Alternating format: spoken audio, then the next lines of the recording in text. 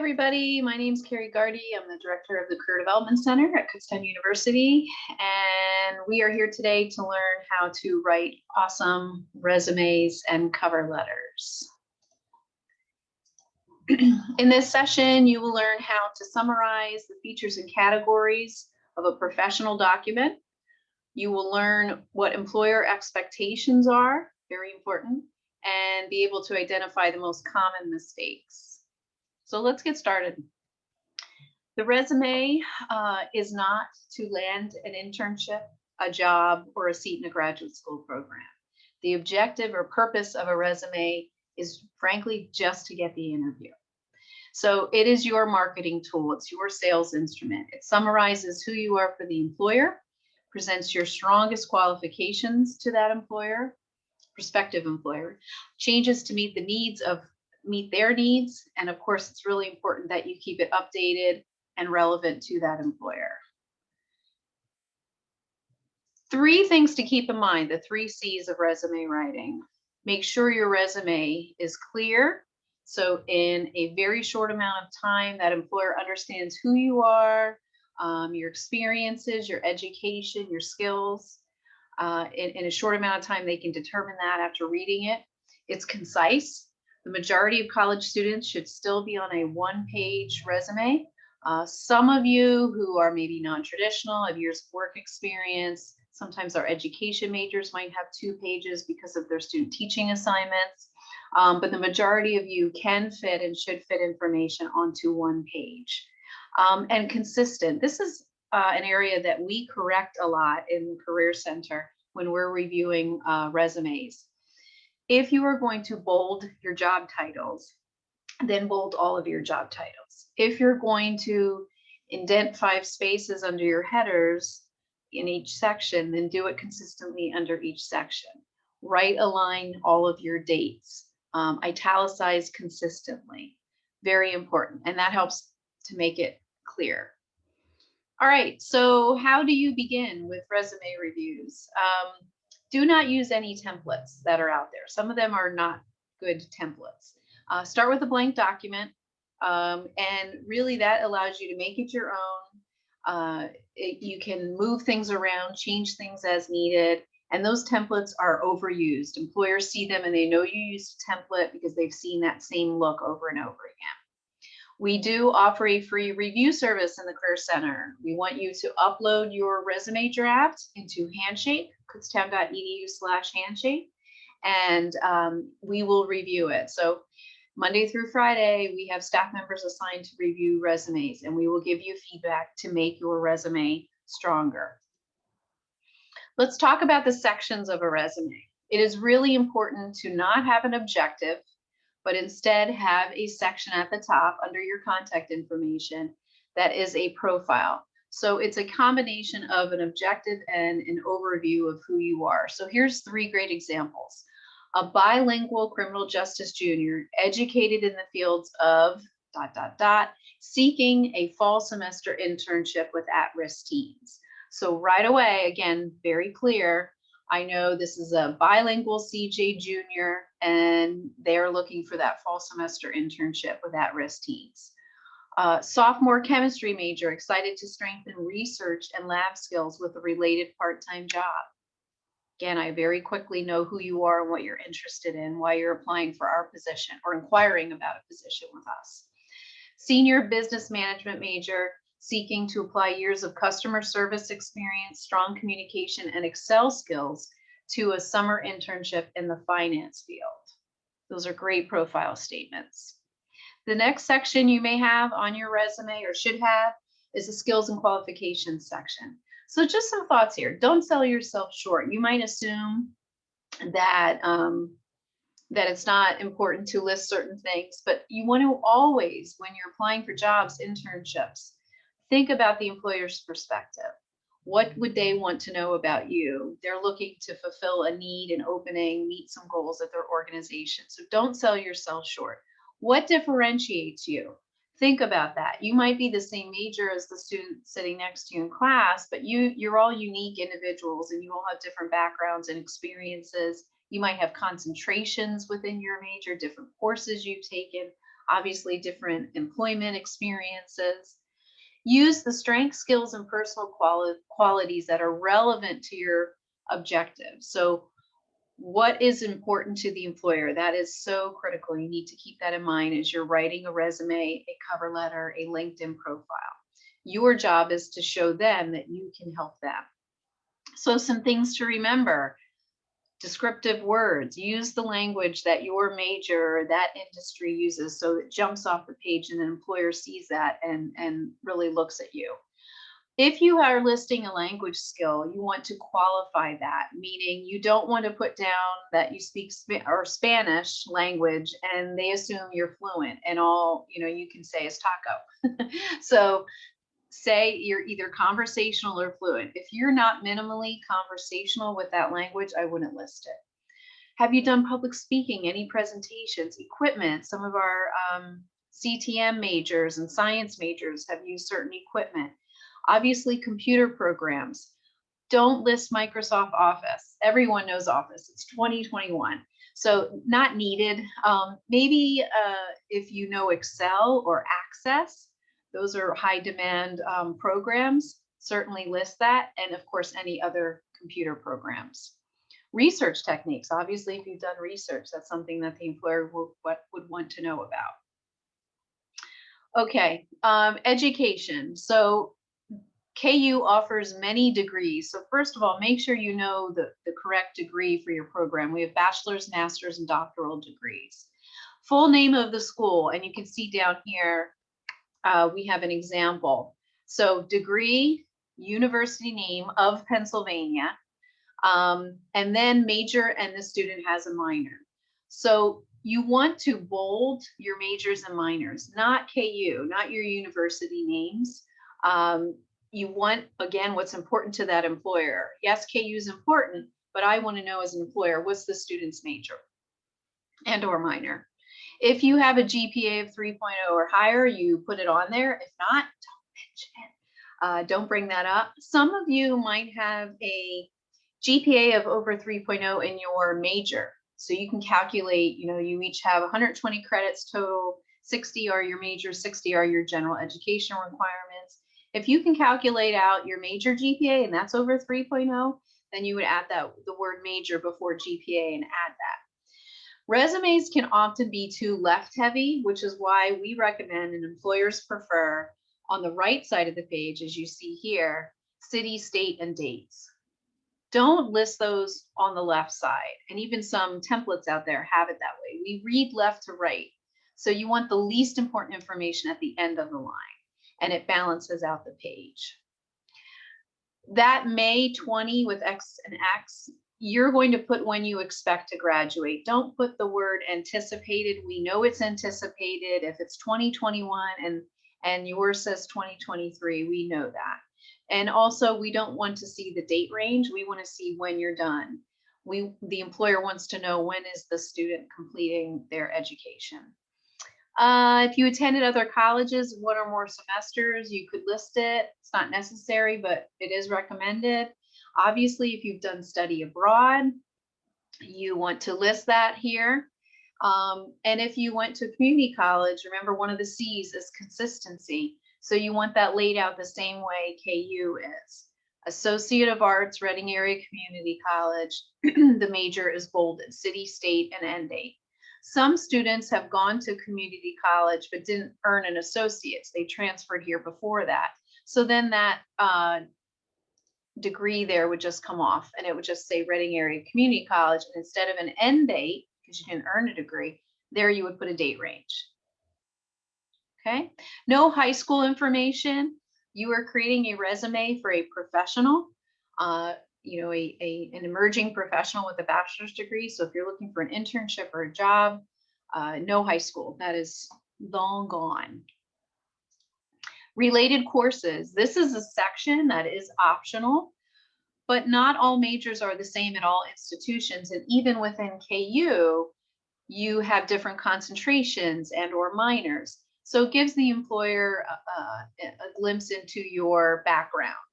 So you wouldn't list entry level, like intro to business, but some of the more upper level courses to give them an understanding of what you have to offer. And this could be 2 columns, maybe 4, 6 classes. And again, it really shows the employer the background, the experience that you've had. Speaking of experience, after education, this is the most important category. And this is where, starting freshman year, we tell students, get related experience, do an internship, even if it's not required for graduation, do it because it will benefit you immensely. So what we want you to do is take that experience section that you have and divide it into sections that are of most importance to that employer. So if you have done an internship, that's going to go at the top, internship experience. Next, in terms of importance, would be related or research experience. And then you could just list work experience. If you've had work experience that was related, you could call it related work experience. You could just call it work experience.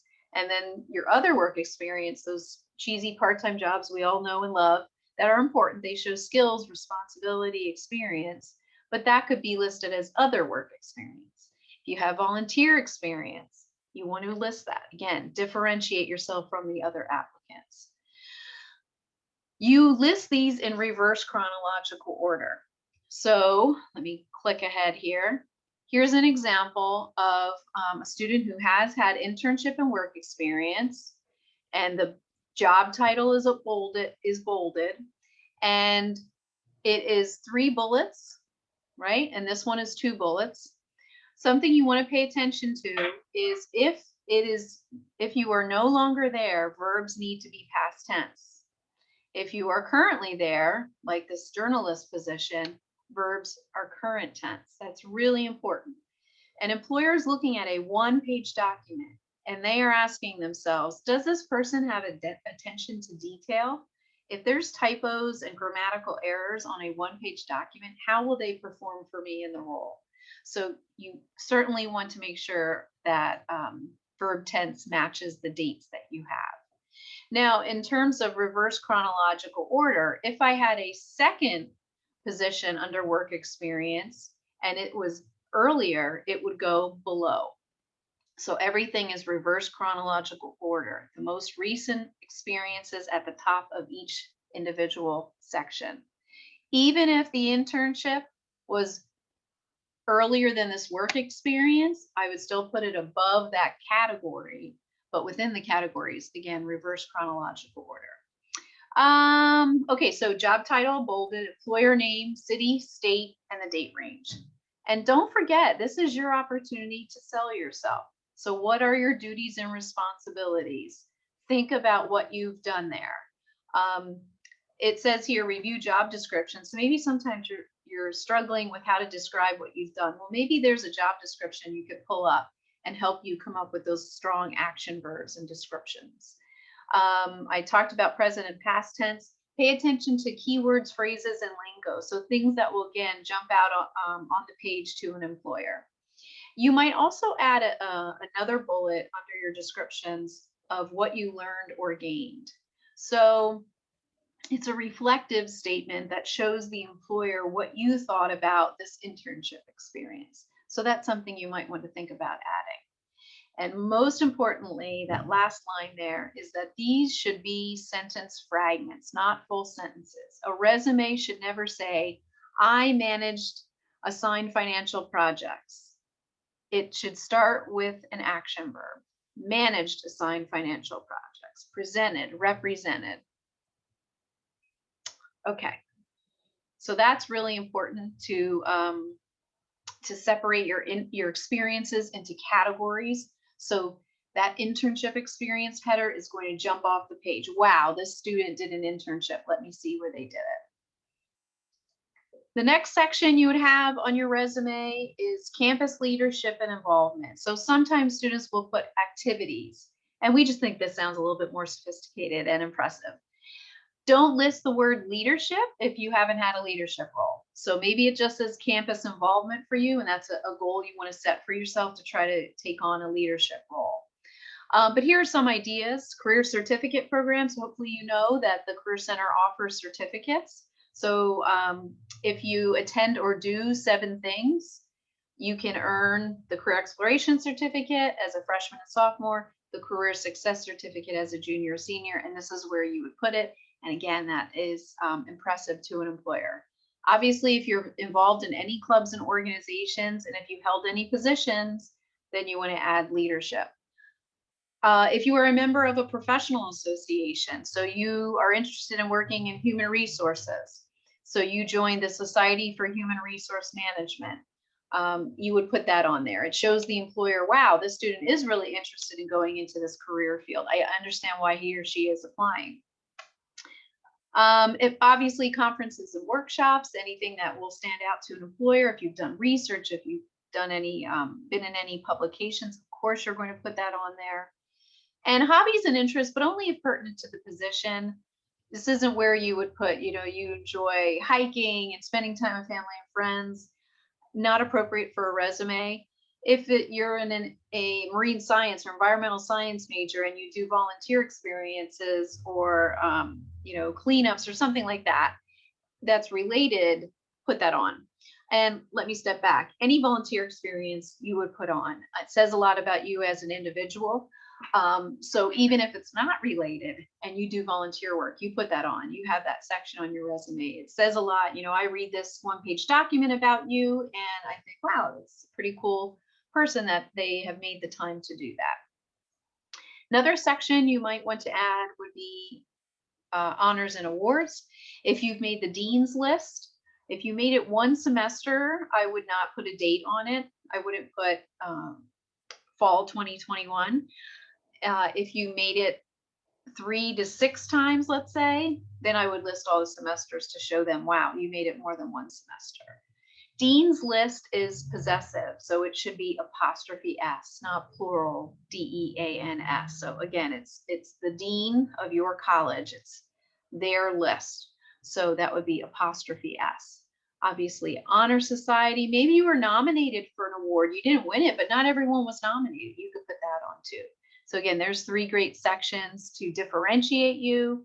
And I do want to add for volunteer experience, if you are a student in a social service related major, and or if your career goal is involving people and animals and the environment and helping, so maybe you're a criminal justice major, social work, or sociology, or psychology, or anthropology. Those are just some that come to mind. Environmental science, marine science. It is an expectation that you have some volunteer experience. How could you not? You're telling me you want to do this for your career and you haven't done any volunteer experience in 4 years. So that's just a plug to get you to think about, okay, maybe I need to start seeking that out. So here's an example of what that would look like. Remember, one of the 3 C's is consistency. So again, you had your internship and job titles bolded. You would also bold these: member, comma, KU equestrian team, treasurer, comma, Bonner Hall Council, and the date range, city, state. Honors, there we go. There's an example. References. Oh, by the way, I think that's pretty much the categories that work well for a resume. References should not be a category on your resume. So do not include them, even if your resume is 1 1/4 pages and you're thinking, oh, that I could list my references there. 1, you don't list references. 2, if it's 1 1/4 pages, let's work together to get that to 1 page. It would be a separate page with your resume header information, your contact information, and the full contact info for each reference. And it could be block style, and it would be, again, their name, their title, their employer name, their email, their phone number. Mailing addresses aren't as necessary today because no one mails anything anymore. And by the way, your contact info at the top of your resume does not need to include your mailing address. Phone number and email are okay. If you're applying for jobs related to where you live, you could add your city and state to show the prospective employer that you're in the area. If you're applying for positions away from where you currently live, I would take off city and state, but definitely don't list your street address. Back to references, how many should you have? Again, 3 to 4, as I mentioned. Always ask permission. Will you serve as a reference for me? I'm seeking an internship for next year. I'm going to be applying for positions. And then thank them and send them an updated resume. Well, even before, send them a resume to assist with writing a recommendation letter so they have an overview of who you are. Faculty often want to know perhaps the courses you've taken with them and the grades you've received. And then when you're hired for your internship or job, or you get into graduate school, thank them. Send them a follow-up email or phone call with an updated resume to show them where you're headed. Always maintain your network. So again, references are not a section on your resume. That's a separate document. When you go to a internship or job fair, you don't take a cover letter with you. You don't take a reference page with you. This is something that they're not interested in. They only want the resume at the beginning of the process. And then in that little shape there at the bottom, remember, when you are creating your resume document, your cover letter, you always want to name it with your name in the file. Don't list it. And we see this all the time. Resume 2021. Employers might have many documents, so you want to make sure it is named with your name in case they're searching through a list. Of course, as I mentioned in the beginning, we want you to upload your resume draft in Handshake, and it will be reviewed by us usually within 1 to 2 days. And we give you feedback and say, okay, it's pretty good, we'll accept it, but still make these changes. Or we'll say, not accepting it yet. We don't want this going out to employers. We don't want you to hurt yourself. Make these changes and then re-upload. We often, or not often, always encourage students to load the app, Handshake Jobs and Careers. So please do that. It's so much easier to internship and job search on your phone. So again, upload that app and then upload your resume into Handshake so we can give you feedback. All right, let's talk about the cover letter. Cover letter is critical. So sometimes when you're seeing openings, employers will say, send me a letter, your resume and letter of intent and names of 3 references. Sometimes they won't say this, but you are always encouraged to include a cover letter, except at fairs, when you're sending your information to an employer. Do the majority of people do this? No, which is why you want to be in that minority and you want to differentiate yourself and have a really well-written cover letter. I've been on many job search candidate searches here at the university, and I will tell you that when the applicants are applying and they have a cover letter, we look at the resume first. If I'm looking through 80, 100 applicants, I read resumes first, as do most people, narrow it down. Okay, these 20 are possibilities. Then I read the cover letter and I evaluate, what do you think about all the facts that are on this resume? And also assess your communication, your written skills. So cover letters are hard to write. Resumes, once you get the format down, are pretty simple. It's the facts, where you were, what you did, when you did it. Cover letter is where you step back and evaluate, well, what do I want to really emphasize about myself? How can I make myself stand out? So it is a business letter. We're going to talk about format, and that's important. It makes a first impression about you. It should complement, not duplicate your resume. And that means not just repeating facts that are on the resume. Again, they probably have read the resume first. It connects their position to your resume. So that's important. This is, again, where you are not only thinking about yourself and your needs and your interests and passions and abilities, but what they are looking for and trying to communicate to them that you can fulfill their needs. And it adds a personal touch. It allows you the opportunity to express your thoughts and beliefs, not just the facts that are found on your resume. So what questions should a cover letter answer? Why am I interested in this position or this organization or industry or a special program, a grad program? Why am I interested? It would answer that. How have I demonstrated the skills and qualities that they are seeking? Again, I just mentioned that. Focus on their needs. Have I articulated what I've learned or gained from my education and experiences? Again, that reflective statement. And have I focused on what I can provide, not what I can't? So sometimes people will put, even though I don't have a lot of experience in this area, comma, I da da da da da. Don't call attention to what you're lacking. They'll be able to determine that. Focus on what you're able to give them. Common mistakes, poor grammar and incorrect spelling. One-page document, you cannot have a typo, you cannot have a run-on sentence. This is a one-page, 3-paragraph cover letter, and it needs to be beautiful. Another common mistake is overuse of the word I, which is challenging because the letter is all about you, right? And how you're going to help them. But the solution to that is just to vary your sentence structure and use compound sentences. So for example, you wouldn't say, I am a sophomore at Kutztown University, period. I am seeking a summer internship, period. I am interested in doing this, period. Those are short, choppy sentences. They all start with the word I. So instead you would say, as a sophomore at Kutztown University, comma, I am seeking sophomore blank major at Kutztown University, comma, I am seeking an internship in the field of. So right there, I combined 3 sentences into one. Use of contractions.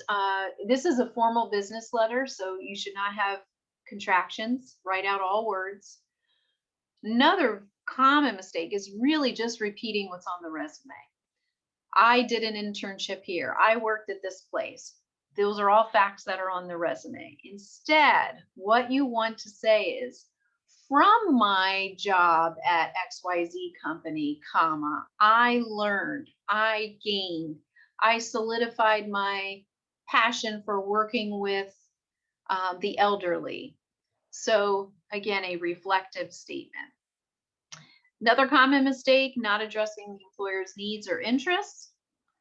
And more than one page. A cover letter should not be more than one page. No one wants to read it. No reason for it to be more than one. Okay, there are 2 types of cover letters, letter of inquiry and a letter of application. First one, you don't know if they have an opening, an internship, a job, but you are just interested in them and you want to find out. Maybe you saw that they had one and it expired. The second cover letter is you saw an opening posted in Handshake on Indeed.com, on their website. You saw it and you're applying. The difference is in the first paragraph of a 3-paragraph cover letter.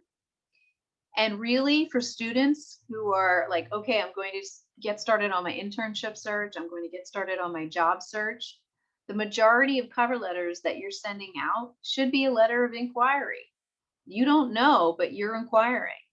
If you wait for listings, you're missing out on the majority of opportunities that exist out there in the country. So yes, you'll see some and you will apply. That's number 2. But again, number 1 is you're just inquiring, and they didn't have to post it because smart students like you inquired and found out about an opportunity that wasn't posted anywhere. All right, let's talk about the format of this 1-page cover letter. Really simple.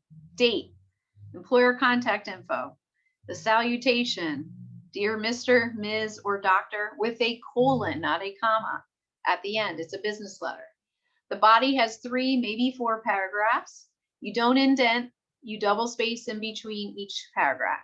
You have a closing, and you put the word enclosure because that's your resume. The date is at the top, you leave 4 blank lines, the employer name and address, 1 blank line, and then the dear. If you don't have a name, you could put dear hiring manager, colon, which is used a lot because a lot of times there isn't an exact name, especially if you're inquiring about an opportunity. Or dear search committee is a common one to use. Here's an example of what that looks like. First paragraph of a cover letter. This is the who, what, where, when, and why. Who you are, what area or position you're interested in, If it isn't a letter of application, where you learned of the vacancy or who you learned about it from, when you'll graduate or when you'll move to that area, which is important. If you are from out of the area, they will see that on a cover letter. And why you're writing. Again, are you inquiring or you actually saw an opening and you're applying? Second paragraph, this is the power paragraph. This is where you show them what's special about you. This is where you highlight one or two of your special contributions or achievements that are relevant to their position. You need to think about what they're looking for. Focus on functional skills and abilities. So it's not just that you are of that major, because frankly, all the students who are applying for this internship are probably from that major or a major close to yours. So think about what specific skills you have, the functions that you can perform, the abilities that you have that would be of interest to them. You can identify personal qualities such as, strong work ethic, or you're team oriented, or you're able to work independently, remotely, because that's part of the role. Again, think about what they're looking for. And then also, do not repeat what's on your resume, again, as I mentioned, nor give too many details. This isn't where you go into a lot of details similar to those bullet points you had on your resume, have on your resume. Third paragraph is short, sweet, to the point. Oh, let me go back. Second paragraph, in classrooms, when I have worked with students, they had to draft a cover letter and bring it to class. We would do a little activity where we would fold the paper in thirds, so just that middle paragraph is showing. And then we'd pass them around and we'd say, okay, read that middle paragraph. Are you excited about meeting this student? Do you think that they are addressing the position and their functional skills, abilities, and achievements and contributions in that power paragraph? Are you reading that and thinking, wow, I want to meet this student? And if not, then you know that you need to work on that power paragraph. Third paragraph, remind the reader why you're writing. Again, you're saying like, I'm interested in applying, or I'm applying for this position, or I'd love to arrange an interview if it's possible. Be assertive. Don't say, I look forward to hearing from you. That's a very passive form. You want to say, I will contact you within 2 weeks to discuss my qualifications, or to arrange an interview. The trick there is know when you uploaded or sent that letter, and then 2 weeks later, you need to reach out. It might not get you anywhere, but it also might get you somewhere. And they think, wow, this student's really interested in this position. Let me pull up their resume again and look at it, or for the first time. Be sure to end with a thank you. Your closing then is just sincerely 4 blank lines for your signature, which you can print and mail, or of course you can just choose a font that's a signature style. Type your name and contact information, full contact information. Not that you wouldn't have that on your resume, but you would have that on a cover letter. And then 2 blank lines, and then you type the word enclosure. Okay, things to keep in mind. Your resume and cover letter should match. Same font style, same size. This is your marketing package. Make sure you have the correct spelling and title of the contact. If you do have a person's name, you don't want to make them an assistant director if they are the director. And you don't want to misspell their name for sure. And I would probably even jump on LinkedIn and look them up and make sure you have the right title and spelling. That's important. Proofread yourself, and then again, upload it to Handshake for the review service. Okay, everybody, that's a resume and cover letter. Hopefully you learned a lot. Hopefully your document will be beautiful. And again, upload it into Handshake for us to review. Take care.